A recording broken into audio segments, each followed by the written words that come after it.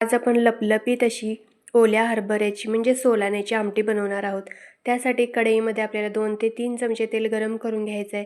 तेल व्यवस्थित तापलं की त्याच्यामध्ये आपल्याला अर्धा चमचा मोहरी, त्याचबरोबर अर्धा चमचा जिरे घालून घ्यायचं आहे। ते व्यवस्थित तडतडले की त्याच्यामध्ये बारीक चिरलेला एक मोठा कांदा घालून घ्यायचा आहे। त्याचबरोबर इथं मी अर्धा टोमॅटो बारीक चिरून घेतलेला आहे, तो पण घातलेला आहे आणि कढीपत्त्याची पाने घालून घ्यायची आहेत।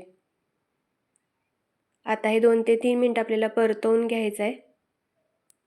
कांदा थोडासा लालसर झाला की त्याच्यामध्ये आपल्याला आलं लसणाची पेस्ट 1 चमचा घालून तीही छान अशी परतवून घ्यायची आहे।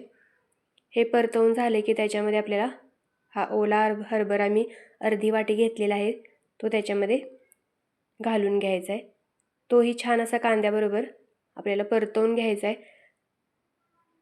हे परतवून झालं की 5 ते 10 मिनिटं आपल्याला हा वाफवून घ्यायचा आहे। म्हणजे काय होतं की आमटीत तो लगेच शिजला जातो।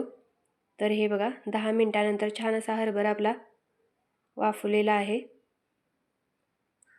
पुन्हा तो व्यवस्थित असा मिक्स करून घ्यायचा। त्यानंतर आपल्याला त्याच्यामध्ये पाव चमचा हळद, चवीनुसार कांदा लसूण मसाला घालायचा आहे।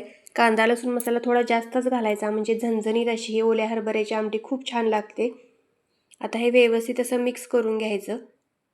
मिक्स करून झालं की ह्याच्यामध्ये आपल्याला गरजेनुसार पाणी घालून घ्यायचं आहे। जास्त पण आपल्याला ही पातळ अशी आमटी बनवायची नाही, अशी लपलपी दुरदुरीत अशी आमटी आपल्याला बनवायची आहे। त्याच्यानुसार आपल्याला पाणी घालून घ्यायचं आहे। आता हे व्यवस्थित असं मिक्स करून घ्यायचं। त्यानंतर चवीनुसार मीठ घालून घ्यायचं आहे। त्याचबरोबर थोडीशी कोथिंबीर घालून घ्यायची आहे आणि हे मिक्स करून घ्यायचं आहे। आणि ह्याला दाटसरपणा येण्यासाठी आपल्याला ह्याच्यामध्ये 2 चमचे आपल्याला भाजलेल्या शेंगदाण्याचा कूट घालून घ्यायचा आहे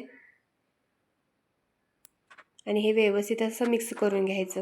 हे मिक्स करून झालं की झाकण लावून आपल्याला हे बारीक गॅसवर 10 ते 15 मिनिटं छान असं शिजू द्यायचं आहे। जसे जसे हरभरे शिजले जातील तसे तसे ते वर यायला सुरुवात होते आणि मस्त अशी आपली सोलाण्याची म्हणजेच ओल्या हरभऱ्याची लपलपीत अशी ही आमटी तयार झालेली आहे।